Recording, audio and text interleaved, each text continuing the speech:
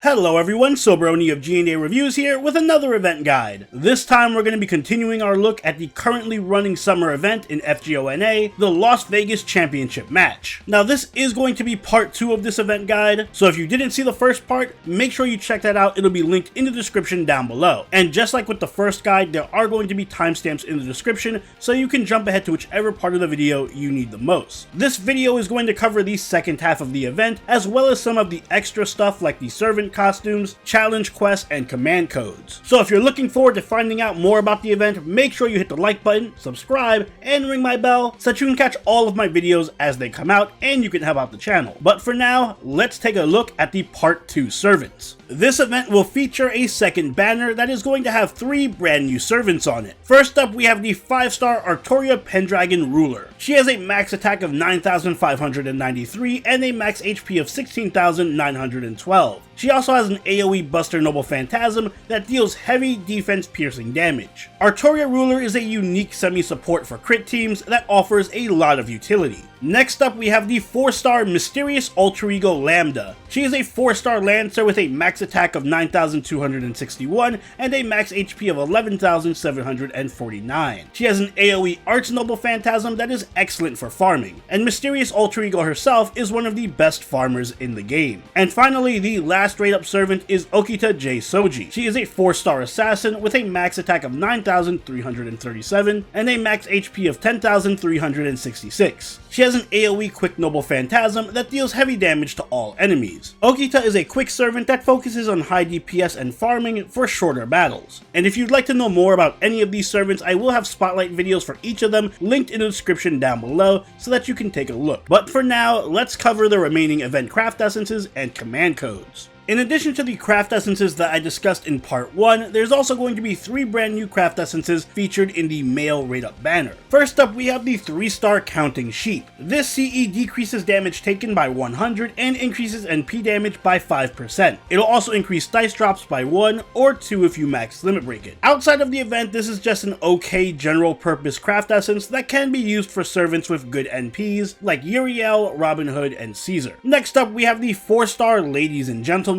This CE grants 10 crit stars immediately and increases crit damage by 15%. It also increases card drops by 1 or 2 if you max limit break it, and this can be a decent craft essence for crit servants who want to deal a lot of damage very quickly, so servants like Carmilla Ryder, Saber Hokusai, and Emiya. And finally, we have the 5-star Gacha CE Poolside Bar. This one increases Buster Card effectiveness and NP gain by 10% and increases NP damage by 15%. It also increases chip drops by 1 or 2 if you max limit break it, and this CE is pretty much built for Buster servants who love to spam their Noble Phantasms like Gil, Santa Quetzalcoatl, and Summer Ibaraki. As for the command codes, we do have 3 new ones. First up, we have the 3-star Ukyu Octopus. It removes 1 NP damage up buff when attacking an enemy with the engraved card, and if it successfully removes that buff, it inflicts arch resistance down on the enemy by 10% for 3 turns. This is an incredibly niche command code. However, if you do want to use it, it can be good on some art supports like Tamamo, Caster Gil, and Ryoma. Next up, we have the 4-star Brush of the Mad Painter, which when engraved on an arts card, increases crit damage by 20% on that engraved card. This is an excellent command code for any kind of arch crit servant like Kagetora, Saber Hokusai, or Luvia. And finally, we have the 5-star command code Mage of Flowers. This command code charges your NP gauge by 10% when attacking with the engraved card. This can be a useful command code on any kind of support servant who relies on using their NP, like Tamamo, Merlin, or Hans. Aside from craft essences, command codes, and servants, another thing this event features in abundance is costumes. There are a ton of unlockable costumes for all kinds of servants. So to go over them briefly, in order to unlock Siegfried's costume, you just need to complete the prologue of the main story event. To unlock Fuma's costume, you need to complete section 3 of the first casino. Merlin's costume unlocks after you complete section 3 of the second casino. Musashi's summer costume will unlock once you complete the part 2 quest, Mr. Lifesaver. Saber Shiki has 3 costumes that will unlock once you complete the part 2 quest, Decapitating Bunny. And Summer Melt's costume will unlock once you clear 90 missions. And remember, to use any of these costumes on the servants, you will need to have them all at max level, and in Melt's case, you will also need to have her at Bond 3. Now, as I mentioned earlier, Part 2 is going to feature some brand new story quests. The Part 2 quest are going to appear after you complete the epilogue of part 1 and unlock your permanent Saber Hokusai, which means they aren't going to be available until the 9th. However, once they are available, you can unlock them by completing certain missions, and these quests are going to be just a bit harder than the part 1 story quests, so they aren't made for absolute beginners. However, they are also going to have some really good unique rewards. There's only 7 quests for part 2 of the event, and they're not really that difficult,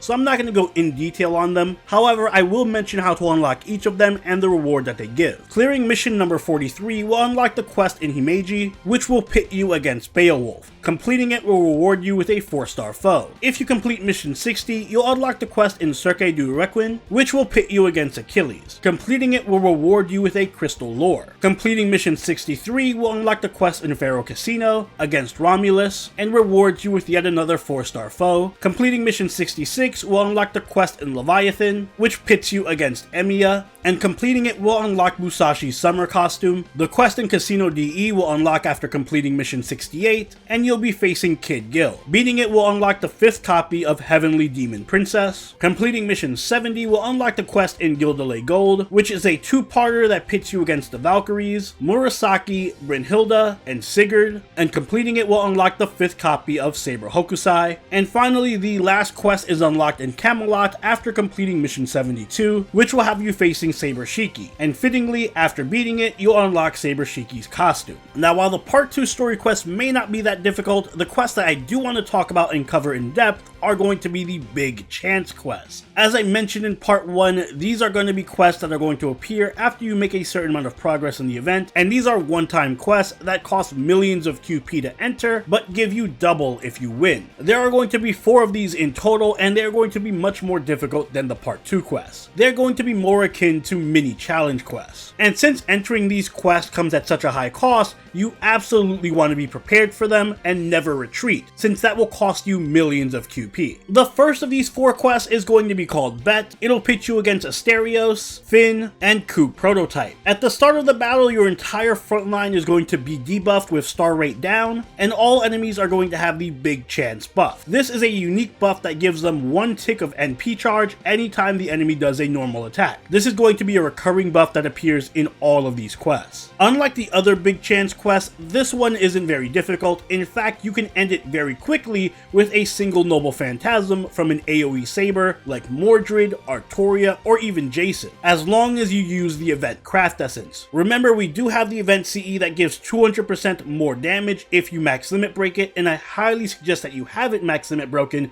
before taking on these quests, since it will make all of them dramatically easier. Next up, the second Big Chance quest is going to be called Raise. This one's a bit tougher, and it's going to pit you against Hans Christian Andersen, Vlad, and Paracelsus. At the start of the battle, your entire front line is going to be debuffed with NP rate down, and all enemies are going to have the same Big Chance buff, so they're going to gain NP gauge every time they attack. But in addition to that, Vlad is going to have a break bar, and once you break his break bar, he's going to have a damage cut buff for 10 hits, and he's going to apply a special buff on an enemy when he dies, which will charge their NP gauge. For this fight, you're going to want to kill Paracelsus and Hans before killing Vlad, since Vlad gives buffs to enemies when he dies. High DPS AoE riders like Iskander and Achilles are going to be very strong here, since they can basically wipe out Hans and Paracelsus, and possibly even break one of Vlad's break bars in one Noble Phantasm. Anti-male servants like Maeve and Uriel are also very good, as are supports who can give direct NP charge like Rhaenys, Waver, and Helena, since they can counteract that NP gain rate down debuff. The next Big Chance quest is going to be called Re-Raise. This is a fight against Rama, Merlin, and Saber Lily, all of whom are going to have break bars, as well as much more HP than previous fights. At the start of the battle, your entire front row is going to be debuffed with defense down for 5 turns, and of course, all enemies are going to have the Big Chance buff. In addition, once you break anyone's break bar, they're going to immediately receive a defense buff that gives them damage cut for 10 hits, and also applies NP NP charge to a random enemy after they die. This is going to be where it gets tricky. Rama and Lily are going to gain tons of NP charge from their buffs and from Merlin. And since Lily has an AoE Noble Phantasm, if you're not careful, she can actually wipe your team. They also all have break bars and the stupid 10-hit damage cut buff after breaking their bar, so you're not going to be able to one-turn this. The best strat is to focus on Lily and kill her as soon as possible to avoid her AoE Noble Phantasm, and after that you can start focusing on Rama. Merlin is not a threat at all, especially once he's alone, so you can take him out last. I recommend bringing supports who can give hard defensive skills like invincibility, evade, or even guts, since it'll help your team's survivability. So servants like Merlin, Tristan, David, Irisfiel, or Jean. Also bring servants who have an NP seal or an NP drain like Archer Arturia, Holmes, and Tamamo, since you want to try and lock your enemies out of Noble Phantasming as much as possible. Offensively, AoE archers like Gil, Ishtar, Jean, and Emiya